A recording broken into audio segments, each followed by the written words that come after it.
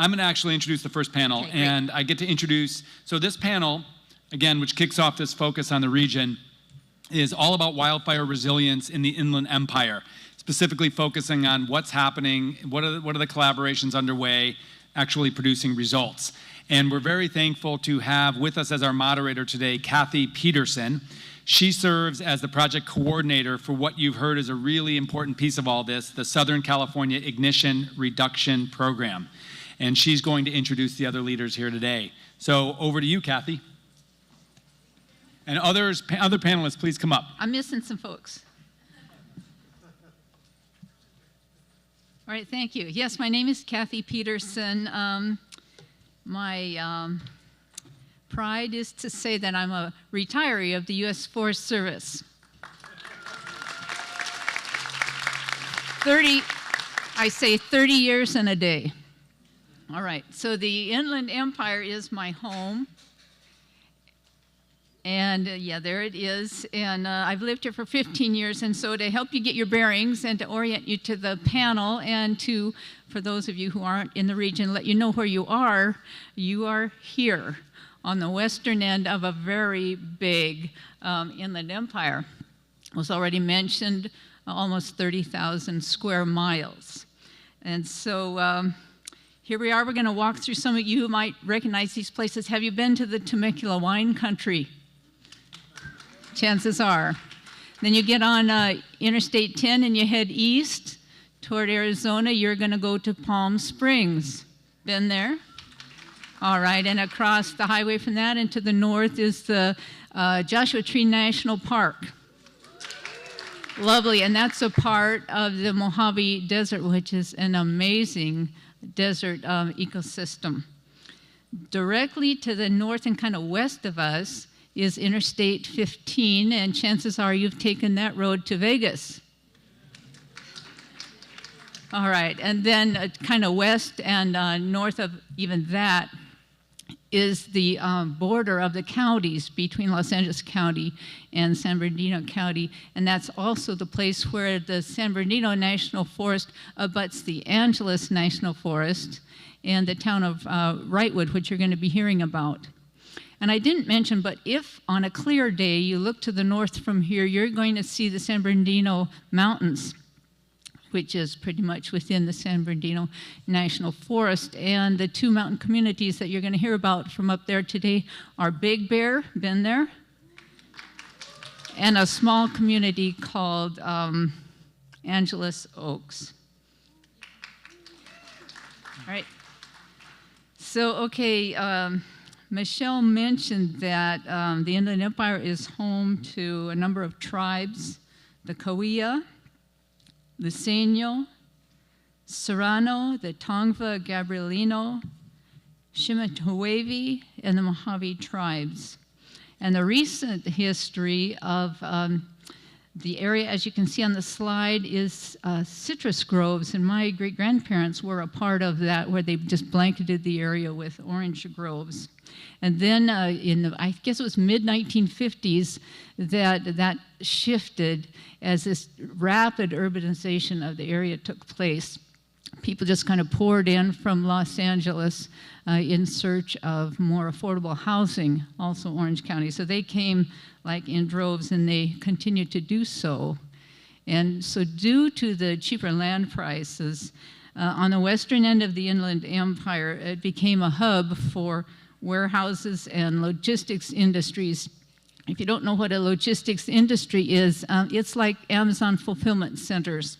And so where we used to see when I was, well, at least when my mother grew up, it looked like the picture that you see on the left. Now it looks like what you see on the right. That's the warehouse industry in this area. This economy, I will tell you, has led to a number of social and economic inequities. And equity is a word that I've heard already several times today. But the warehouse industry relies on diesel trucks to move that freight from the harbors, Los Angeles, to here and then out. And I read that this area has been dubbed the diesel death zone due to the trucking traffic. The region has added over 300,000 jobs since 2010, But most of those are low-wage jobs that a family can't afford to live on. And 70% of the people in the Inland Empire are people of color. And I guess that, I was shocked to read this, but 20% of American adults in this area don't have, or 20% have a college degree or higher, and this is compared to the state average of 32%. So you can see, and just take and tuck that away, because some of these things we're going to be touching on as we talk about workforce development and other opportunities. The geography of the Inland Empire is maybe not like what you see in Northern California, and certainly not like what I have known from the Pacific Northwest. Combination of valleys, deserts, and a few scattered mountain ranges. And the elevations range from below sea level over there past the Palm Springs to 11,000 feet of elevation in San Bernardino Mountains. Vegetation types here, again, not like what you've seen. Grasslands, chaparral communities, deserts, and there are some conifer forests. You're going to hear about the montane forests. Within the Mojave Desert, you're going to see forests of Joshua trees. Have you seen a Joshua tree in the wild? Then you've been to the Mojave Desert. It's pretty much the only place that they grow. Due to the effects of the prolonged drought in our area and too frequent fires and the sprawling urbanization that you've seen, invasive vegetation is literally everywhere. And this is particularly non-native grasses that pose a high wildfire risk, especially along roadsides.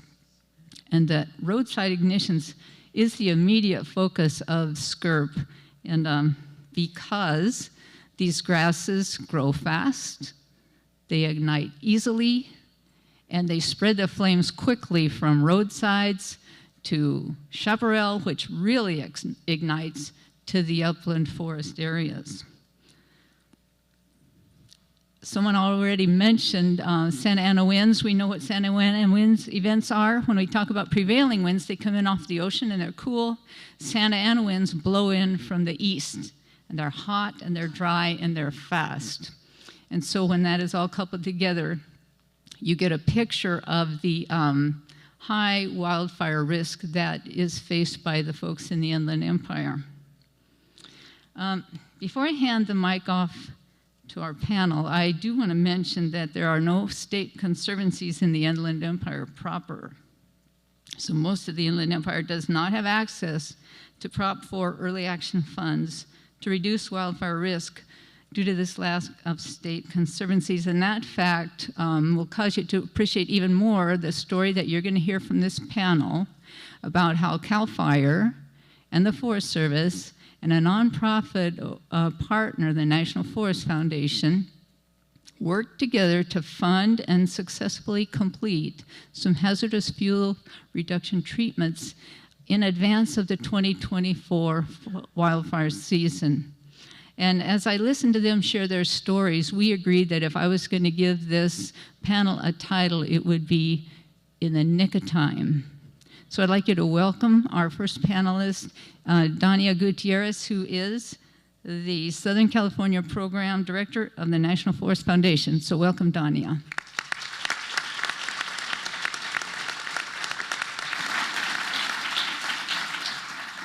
Thank you, Kathy. Hi, everyone. So my name is Dania Gutierrez. I'm the Southern California Program Director at the National Forest Foundation. The National Forest Foundation is the nonprofit partner for the U.S. Forest Service. We work across 3 pillars: wildfire resilience, recreation access, and land and water restoration. We like to think of our work as national in scale and local in practice. And to that end, my work focuses on the 4 Southern California national forests.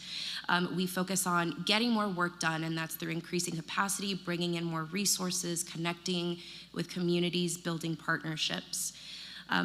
For the 2 projects that I'm going to talk about today connected to last year's fires, those were kind of what really catapulted our partnership with the Forest Service when we started to turn to focus on wildfire resilience. We received a couple of grants thanks to those early on investments from the state through Governor Newsom's early action funding, and it really helped cement the trust that we were building among partners out here in SoCal and specifically in the Inland Empire. So the first project I want to discuss is the Angeles Oaks Understory Burn Project. For those of you not familiar, we're zooming in right now into that project. The Angeles Oaks community is a mountain community in the San Bernardino National Forest located along Highway 38. You can see to the kind of right of the community, that burn scar right there is the 2020 El Dorado fire. It came up right to the eastern edge of that community, but fortunately the San Bernardino had already treated the fuel break along the eastern edge of that community, and our first responders were able to protect folks in that area. And so the San Bernardino approached us to see if we can seek out funding and support project management and implementation on the western edge of the community. So that green polygon that you see there is the project that we worked on the western edge of the Angeles Oaks community. And so this was in partnership with the San Bernardino. We were able to bring on Corps members from the Urban Conservation Corps. That's through the SoCal Mountains Foundation. Go check them out. They've got a table. They're amazing. And it was funded through a CAL FIRE Forest Health grant. We were also able to bring in some federal resources and some private resources. It really was pulling together all of the support that we can find to get the work done, as Kathy said, in the nick of time. We finished that work summer of 2024. The Lion Fire came through up on the west side of the Angeles Oaks community in September of 2024. The next project I want to touch on is a little bit outside of Inland Empire, but a really important project that is demonstrating the impact of fuel reduction work, and that's the Big Pines Fuel Reduction Project.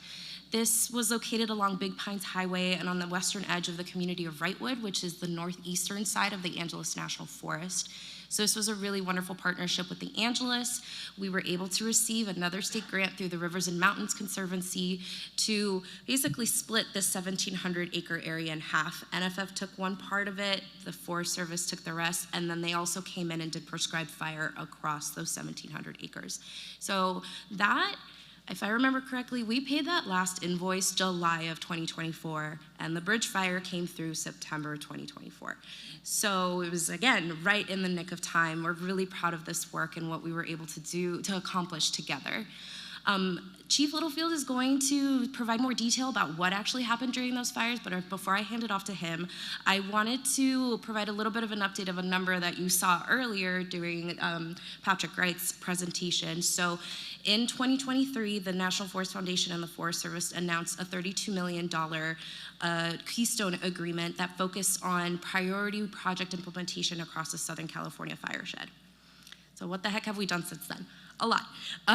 We anticipate over the course of this agreement, we're going to be giving out over 30 subcontracts and subawards, and that's the same thing, bringing in all of the resources that we can, all of the partners together to get really great work done. Since 2023, we have accomplished 3,200 acres of treatments, including critical surveys that focus on protected species like the Keno checker spot butterfly and the California spotted owl.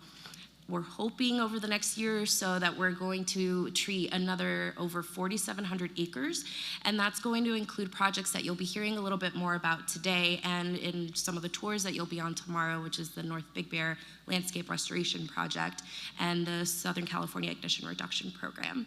Really excited about what's to come and how we can do more together, and with that, I'll hand it over to Chief Littlefield.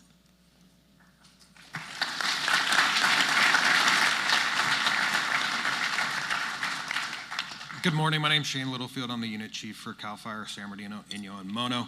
So I'm going to be discussing 3 different fuels projects, the Big Pines Fuel Project, the Angeles Oaks, and the Bluff Mesa. I was assigned to both the fires, the line and the bridge fire, as the agency administrator, overseeing the incident management teams that ran the fire. So the first project we're going to discuss is the Angeles Oaks Treatment Project. So Angeles Oaks sits at the bottom end of the Santa Ana River drainage.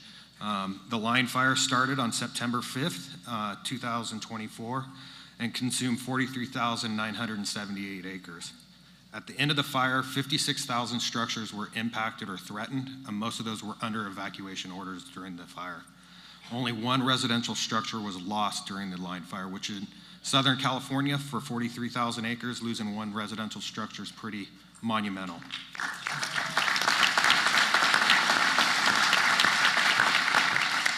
So the Angeles Oaks project was 197 acres that was treated by mechanical, hand, and prescribed fire. Prescribed fire was finished in March of 2024, so about 5 months before the fire started.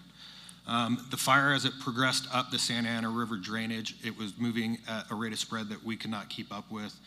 Completely plume-dominated fire behavior, so the fire was exceeding our abilities to control it. And as it approached the Angeles Oaks community, it went from a complete crown fire or a running fire that we could not control to a ground fire, where our hand resources, our ground resources, our engines and hand crews and dozers were able to get in and keep it from spreading into the community of Angeles Oaks and eliminating any structure losses in Angeles Oaks area. The next one is the Bluff Mesa Fuels Treatment Project, which has been ongoing for a long time, 10 plus years, that the Forest Service has been conducting up there. It's at the northeast end, northeast end of the Santa Ana River drainage, and same thing, the fire ran through the Santa Ana River drainage where there was no fire history on record for us in most of that area. And as it came out of the canyon into the Bluff Mesa area, same exact effects. It came up, went to the ground where engine crews and hand crews and dozers were able to get in and suppress the fire and minimize any impact on the community of Big Bear. And so as it approached the northwest end, it really gave the hand crews and engine crews the ability to get in and go to work and eliminate any spread into the community of Big Bear, which is a very large community. It's the largest on the mountaintop.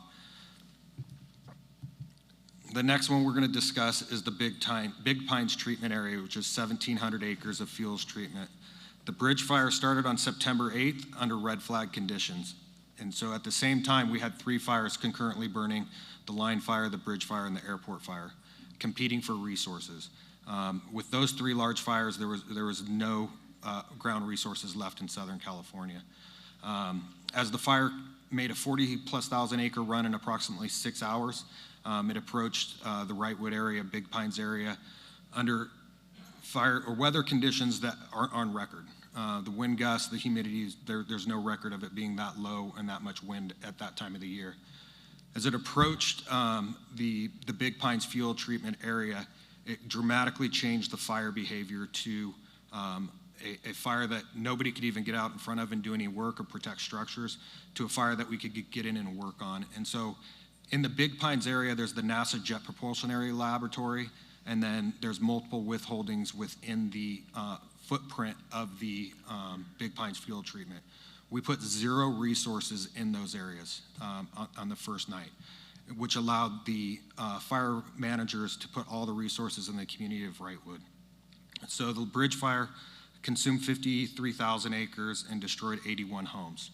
And none of those homes were destroyed in the treatment area. And you can see by the picture where the fire hit the green area, it really did not go past it to the north much. It came out of it to the further to the east and then proceeded further to the north. So this fuels treatment area, I was present for this one, watching it, it dramatically changed the fire behavior. It went from a fire where we were going to pull everybody out to a fire where we could actually get in and work. And it even impacted the fire spreading to the east because it ran out of its head of steam and it had to reestablish itself. And so the Big Pines fuel treatment area was instrumental in crews being able to save the community of Wrightwood and the communities of Phelan to the north. So in closing, it's been talked about multiple times, but you can go to the CAL FIRE website for fuels treatment effectiveness reports and look at all the current fires and past fires where fuels treatment have really played an impact on fire suppression and allowed firefighters to do their best work and get in and eliminate the spread of the fire. And I'm going to hand off to my partner, Dee Dee Harrison from the San Bernardino.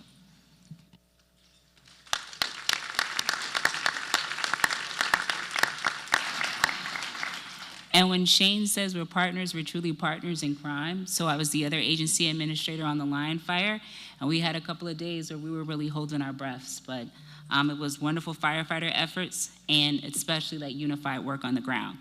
So again, thank you, Shane. I'm Danelle Harrison, and I am the Forest Supervisor for the San Bernardino National Forest, which we fondly call the BDF, if you're familiar with it. And I want to give you a little bit of bottom line up front for my presentation today. So I want you to know that, we talked about all the work that we're doing, that I'm really hopeful, and I'm a true believer that if we can really do all this work together, that we can definitely go pretty far. But I also have some fears, right? That if we don't go further, faster, we have the opportunity to lose it all. So I'm one of 4 national forests in Southern California. And today I want to emphasize the San Bernardino National Forest as one of those Southern California jewels. So one of the things I like to do is I like to orient people about what's at risk. So the BDF covers a lot of significant amount of San Bernardino County and Riverside counties as well. We come in somewhere around 828,000 acres. We're also the most urban forest in the nation, which means we also have the most fire ignitions of any national forest in the nation. If you were ever take a look at a high-risk fireshed map, you would see nothing but an overlapping series of high-risk fire sheds, and you can't find that anyplace else within the 50 United States. We're also a forest that is literally sand to snow. So we're from the desert floor to the mountaintop, and we also have the highest elevation point in all of Southern California, San Gorgonio Mountain. And last but not least, the San Bernardino National Forest is the preponderance of the Southern Montane Forest, which you've heard about today, the heart of the San Bernardino. And as you all can tell, I'm a novice at this. Thank you, somebody did my slide for me. So I think I'll do this and go to the next slide. So back to what is at risk, and I gotta do a little bit of reading here just to help me be able to communicate this to you. So it is our Southern Montane Sky Islands, and I've had a couple of people ask me, what is that? So Sky Island forests are isolated mountain ranges or sometimes individual forests that are surrounded by low elevation environments such as deserts. So these high elevation habitats, they're helpful for carbon sequestration, erosion control, water quality, air quality, and they're also vital to protecting major watersheds.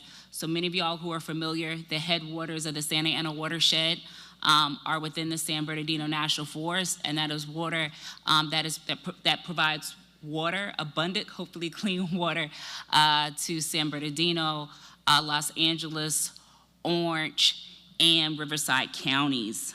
But as you all know, these Sky Islands are facing escalating threats from catastrophic wildfire to tremendous population growth. And so we have to figure out how we, and when I say we, I really mean us in this room, in all caps, how do we get this done?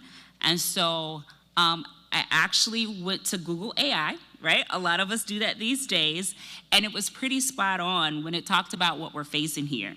It says, these Sky Islands face escalating threats from severe wildfires and human population growth, prompting collaborative efforts to develop a new, more informed conservation strategy to increase their resilience. So just let that sit with you for a second. So what does that mean for us? We need to come up with a new business plan for our conservation strategy, because that I mentioned, we have to go further and we have to go faster, and we absolutely have to do it together. So you've heard about some of our key partnerships today. So we already talked about Hand in Hand, CAL FIRE, National Forest Foundation. We've also done significant work with Caltrans, with Tree People, Santa Ana Watershed Project Authority, San Bernardino Valley Municipal Water District, just to name a few. I could probably go on and on for a couple more hours. But what's important to note, that even though we're making these strides, these efforts are really in their infancy. Oh, I got it that time. And so, you know, you've heard this resounding theme of all our presentations, in the nick of time. And so we have been pretty successful last year, and I would say subsequent years, and our ability to utilize our fuels treatments and our broader landscape work in order to slow down the progression of fires, to actually give ourselves a chance, give ourselves to keep first responders safe, give ourselves a chance to keep our communities safe. But we are running out of those places where we have done treatments. And so as I think about what we can do together as this group here, and I like to think that we're going to expand that group after today, we have opportunities. We can, through wood innovations, find different ways of having markets. You know, Southern California is a big contributor to this state being the 4th largest economy in the world. We have the opportunity to set subsidies for vegetation removal. We're working on investing in novel things such as conservation finance. So for those of you all who are going to be in the North Big Bear trip, you'll hear about that tomorrow. And we have to utilize modern technologies. So I just didn't go to Google AI for no reason, right? There's new ways of doing business with modernized technology, and we really need to be able to embrace that. I think you heard Patrick talk about establishing good neighbor and stewardship agreements. Not only does that give us an opportunity to get treatments done on the ground, but it provides economic stimulus, right, to local communities, and actually having communities, counties, and tribes being able not only to implement that work, but to have retained receipts, right, to actually be making dollars off of that work. We are in a fire-adapted ecosystem, and so we still have to do that critical preventative work, but we cannot keep our eye off the ball that is post-fire recovery, and reforestation is a really big piece of that. And so, and of course, you've heard this, we have to invest what I think is significant time and dollars into getting this work done. And what I say is not just in that first entry work, but in that maintenance work. So when you hear Shane talk about Bluff Mesa Fuels Project and how many years it's been, is because when we go in and do work, as you know, vegetation grows back. And so, you know, we're gonna continue to have natural and human-caused disasters here in Southern California, whether it be catastrophic wildfire, or as you all know, we had a little thing called Tropical Storm Hillary. So I think it's imperative upon all of us not to be cooperative, but really be collaborative and work together so that we can do work ahead of and also post these events. Something else that some people don't realize when we talk about our southern montane forests, you can almost analogize those with the Amazon rainforest, right? It is our United States Amazon, and what is scary is that we're losing it at a faster rate. So I know we all have to do our parts. Those of us here in the panel are pretty committed, and a lot of our partners who are out there in the audience. And so our southern forests truly are an endangered species. We have more threatened and endangered species than probably any other national forest, I know the San Bernardino, in the country. So I ask you all, help us save our forests, and please, let's not forget our own Amazon. Thank you.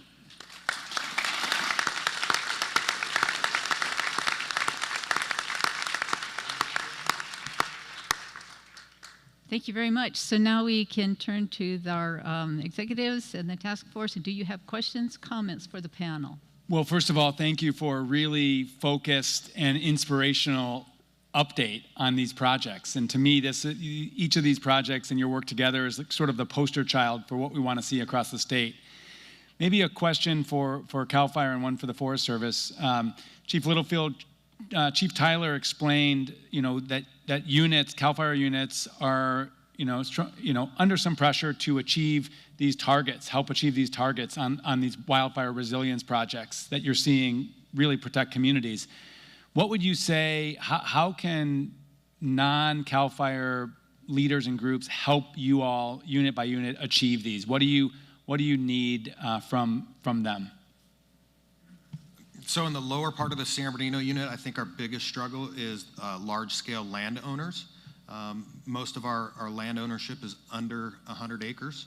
So trying to get a community to bring the landowners together So when we go in to do a project, we're not trying to coordinate between 15 to 20 different landowners, where either a group, a fire safe council, or a conservancy is able to bring that group together, where we really write one agreement for all those properties tied together. Further than northern half of my unit, I don't have that problem because it's owned by, LAWP or large ranchers. So, but down here in the south, everything, especially here on the San Bernardino mountaintop, I think my largest private land ownership is about 2,200 acres. So it's really hard to bring all those landowners together.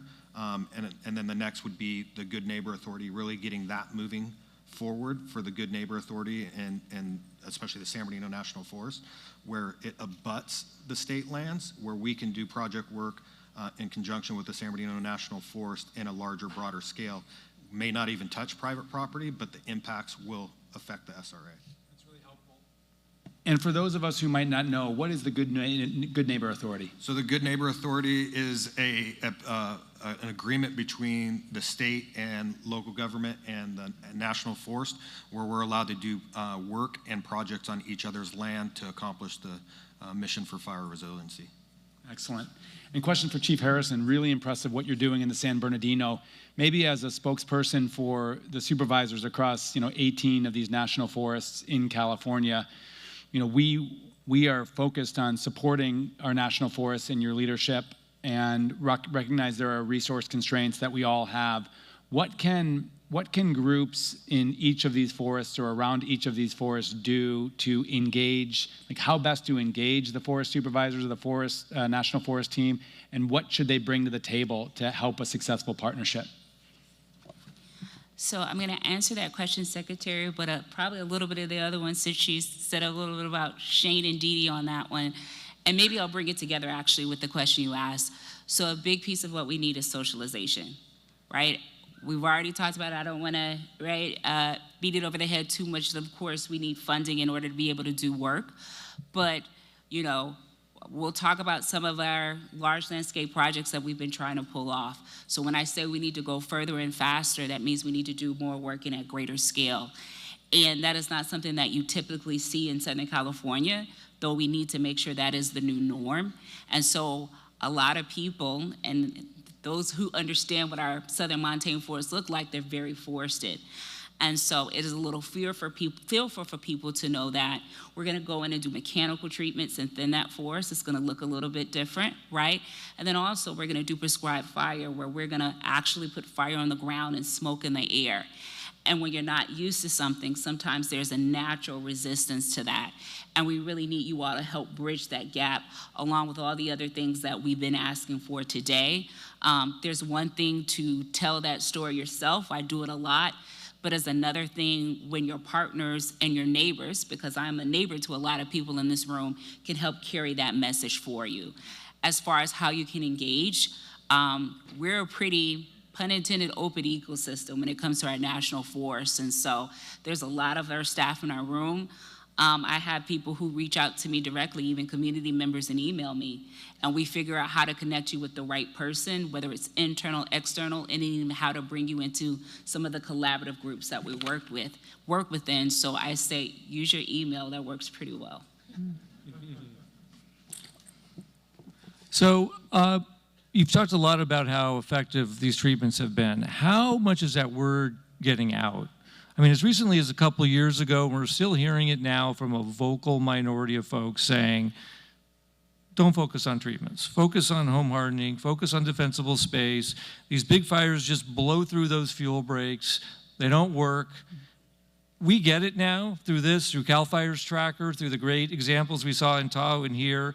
But is the community getting it? Are landowners getting it? What's your sense of how far we've come in educating the public at large about the importance of your work?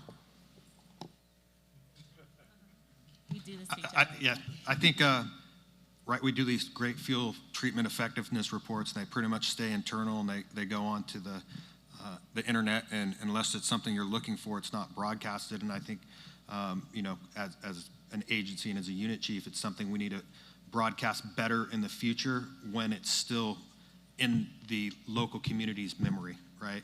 because they've already forgot about the bridge fire. Now they're thinking about the Palisades fire, right? They've already forgot about the line fire. They're thinking about the next one. And I think we need to do a better job at the beginning or the end of an incident to really capitalize on those messages and get the media in there when it's still smoky and there's still heat on the ground and say, this is what good fire looks like, this is what bad fire looks like. And I'll tag on to that. And I would say opportunities like today, we need to do more of them.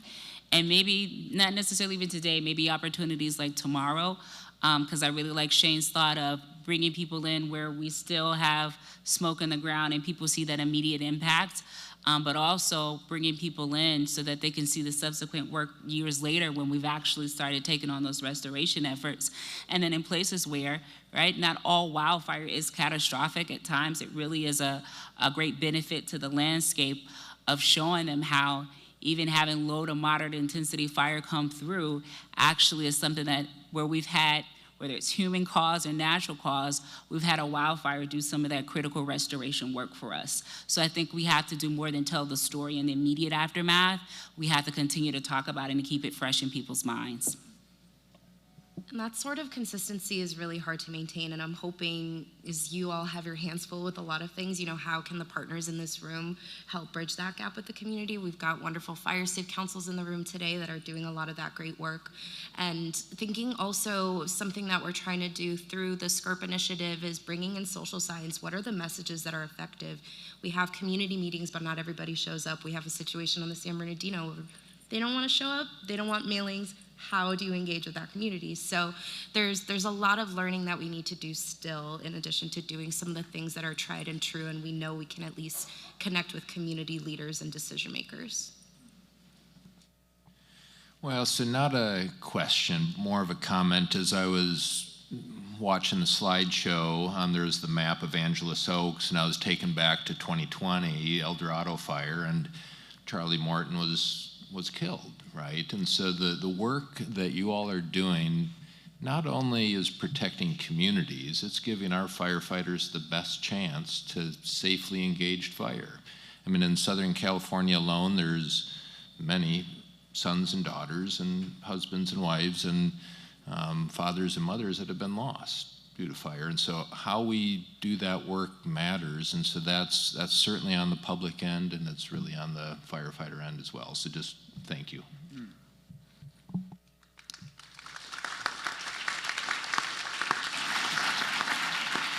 Other executive committee members, questions, comments?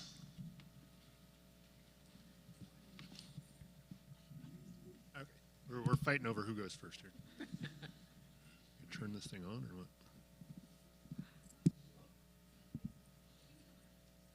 I don't know. Is it on? Can you hear me? Okay, perfect. Yeah.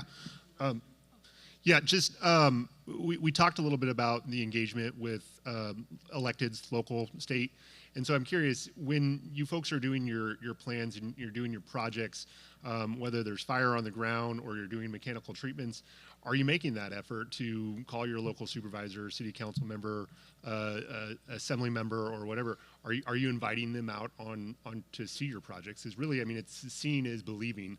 You know, that's how we overcome these fears around, hey, we're going to put some good fire right next to, you know, a residential neighborhood, and in the end of the day, you know, that's a great thing. And so I'm just curious if I can get your perspective on that. Thanks, Shane. So the answer is yes. Actually, Shane and I have done several road shows together with elected officials at all levels of our organization. Unfortunately, a lot of times it is in the aftermath of an actual wildfire on the ground, but when we're in the neighborhood, we get the opportunity to show them some of the great work we've done. And then in light of some of the major fires that we've had, we are purposefully planning that into some of those field trips, even when the governor came down for the line fire last year. So we're trying to seize and take on every opportunity. And then also we have times where maybe we're not doing the reaching out, but they reach out to us, and we do our best to be responsive and make sure that they get to see what they need to see, and especially be able to communicate what they need to their constituents. Just a quick question on my end. Chief Harrison, you mentioned sort of this need for a new business plan for a lot of this work. And that included not modernized technology, it included shared agreements, it includes multi-sector partnerships. And I thought that was pretty compelling. Something that we're trying to do at our office is fund a lot of multi-sector partnerships, so with tribes, with local governments, with NGOs, and there's a lot of lessons learned there. And so something that I was hearing from you too is, trying to leverage each other's strengths where this partnership can happen. So I'm just curious, like with this partnership here and other ones in this region, how are you leveraging each other's strengths? Like what's working with those, and where's extra support needed? All right. So I don't want to steal any thunder from an afternoon presentation, but you all are going to hear about the Headwaters Resiliency Partnership. So we've talked about a lot of the partners who work together as individual entities. But about 4 or 5 years ago, we recognized that not one person can do it alone, that catastrophic wildfire and all the other environmental concerns that we have here in the Inland Empire, that those things don't know those boundaries or those lines on a map, right? It's non-existent to them. And so with that partnership, we've all recognized what each person brings to the table. So for example, I'm the Forest Service, right? I have a huge chunk of land. The American public, is actually the largest landowner here in San Bernardino County. And also I have the opportunity to bring appropriated dollars from Congress and funding to the table. We have academia that's a part of that. So when we talk about bringing in the traditional science and even the social science, water infrastructure is a really big part, right? We're in Southern California, in a state that has persistent drought, but here we have definitely some significant challenges. So bringing our water partners to the table, which is not something that you traditionally see. Another new thing that we did with our new business plan, so post the line fire, normally the Forest Service engages in something, and the BLM does it as well, called Burn Area Emergency Response, where we go in and do that stabilization of the ground after a fire. Because of the significant values at risk that we had, not just across National Forest System lands, but adjacent entities, we brought in San Bernardino Valley Water District to actually be a part of something that is normally an internal team, to bring their technical expertise, their know-how, but they also have different community reaches around things that we don't have as well. And so I won't, because Heather raised her hand, that's probably what Heather may have a question about. So she's gonna kind of go through some of that today, but we're really excited. We've gotten to the point where we've just signed a charter. And of course, a big piece of that too is where can we leverage funding, and IERCD and NFF are also a big part of that piece too. Yeah, I feel like we've got such a really good model, especially here in the San Bernardino, but across our Southern California National Forest, where to answer that question, I feel like our strengths and sort of how we balance each other out changes depending on which forest or which landowner we're working with. Each forest is really, really different depending on who they have on staff, what their expertise is, what their focus and priorities are. So I think that's something that's really great for non-federal partners, especially nonprofit partners, to come in and provide that flexibility, provide that creativity and innovation. Like normally we seek out this type of funding, but actually there's this one over here that makes a little bit more sense and fits for this aspect of the project. We only have enough funding to do a quarter of a project. That's okay. How do we prioritize it? How do we make a fundraising plan? How do we bring in other experts to fill in gaps, like botany gaps? That's like the biggest gap I feel these days. So it's really, and that's one of the most exciting things I think about our jobs, is providing that creativity and increasing that capacity however we can. Thank you for this panel. I had a question about going back to being able to see the projects and then the overlay of the fire perimeters. You can see how effective those were.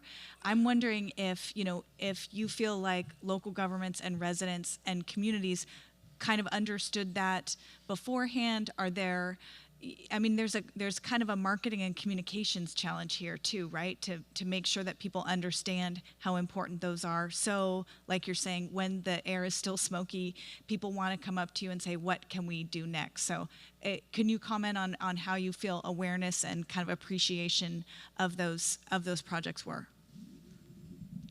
I just want to share a quick anecdote, and Chief Littlefield, feel free to chime in, but well, first of all, those aerial things that you saw was the task force staff. We didn't do that. That was them. It was awesome. So shout out to them. But they're in the fuel effectiveness report for the Big Pines fire. One of the community members who owns, I think it was a camp out there, was interviewed, and we actually remember him when we were implementing the project. He was not happy about that project. And then he saw how the fire came right up to his property, and I think he lost one building or so. Yeah, an outbuilding, but the rest of his property was okay. And that really changed the game for him, and that I don't think we want the public to have to face these kinds of scares in order to have that changeover, but I think that's one wonderful example that how do we capitalize on that? How do we capitalize on on this experience that we've had collectively to share that story? And it's hard to do, but they're out there. We just have to, take advantage. So on the mountaintop, we have two very strong fire safe councils, the Mountain Rim Fire Safe Council on the San Bernardino side, and then the Wrightwood Fire Safe Council. And they were really instrumental in bringing that message out after the incident for future projects and being able to show it. But like I said earlier, I think we need to do a better job as agencies to get that message out when it's still fresh and show that, hey, this really works. But the problem is we're in the largest media market in the world also down here. And so they want to look at the tragedy, not the triumph, right? And so that's something that we have to come around and help change that messaging when we have those success stories, because all three of them were truly success stories on what the implementation does for fire behavior or for firefighting resources on the ground. And I do think that at one of the panels this afternoon, we're going to be hearing about some wildfire modeling and treatments and how those overlay and interact. And so I don't think I'm speaking out of turn, but we'll be hearing more about Vibrant Planet and then those who follow up on that data for predictive modeling. Yeah, quick comment on a question as I think we're moving pretty close to closure. One is on just the water agencies. I'm totally with you, Chief Harrison. To me, there are some really visionary water agencies in California. One of them is down here. You'll hear from its leader this afternoon. There are a couple in Northern California, Yolo Water and Placer County, where they've invested in protecting their headwaters. Not enough water agencies are full partners in protecting those headwaters. And so I've long thought that we have sort of missing partners that we can bring to the table. It's not that water agencies need to provide all the funding by any stretch. They have their own infrastructure needs that down their system. But these headwaters are the green infrastructure that provide the water quality and quantity. So I'm hoping they come to the table. Question for you on sort of the next chapter. One of the reasons why we've invested in capacity building is to avoid this episodic dynamic where there's maybe a project and then some time lapses and then maybe another project, but actually building a pipeline of projects. Up in Sacramento right now, our legislature and our governor are working on a bunch of questions at the end of session, one of which may be the allocation of upwards of $3 billion through the state's climate bond, some of which is going to go fund projects.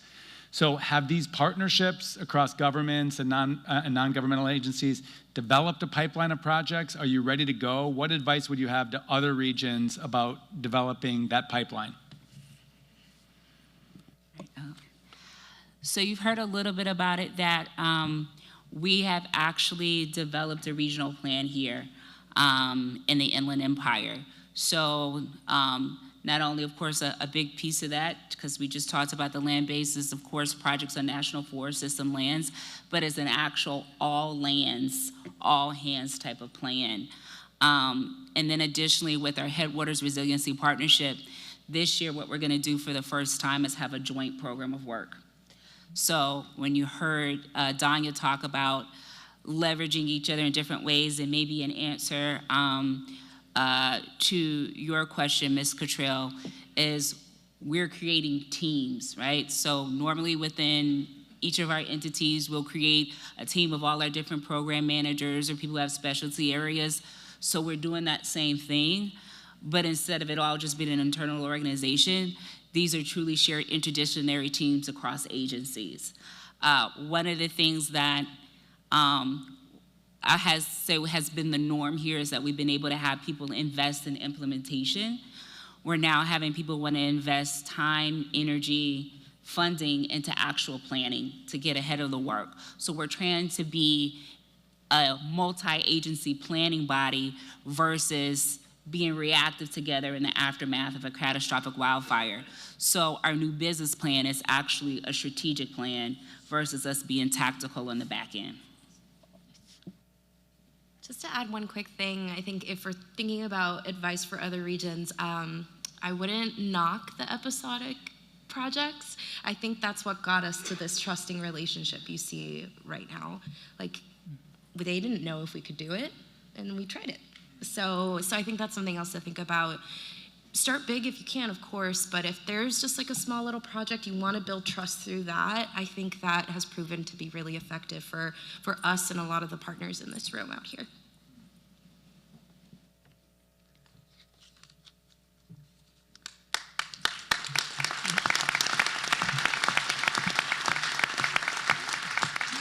Thank you very much. And then just to top it off, back to you, Dee Dee, cap off for us again so that our takeaway is don't forget the Amazon. Give some a memorable takeaway on that. Oh, and I forgot, Kathy, I really want to put a plug in. If you all see your agenda at 110, there's optional video viewing. So you've heard us talk about the 3 significant fires in Southern California last year, the airport on the Cleveland National Forest, the bridge on the Angeles National Forest, and the line on the San Bernardino National Forest. I hope you carve out some time to see those because I think it's going to give you a lot of perspective around not only what we shared, but what you're going to hear from the panels in the afternoon. Thank you very much.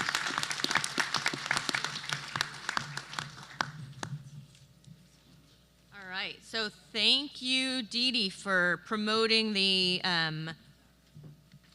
videos that'll be starting to show at 1:10.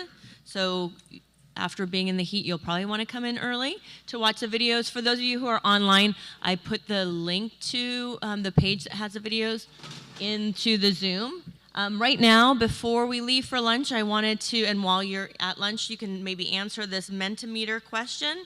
It reads, when compared to the rest of the state, what stood out for you as the unique wildfire challenge facing the Inland Empire? So for those of you who in person and at home, please answer that question.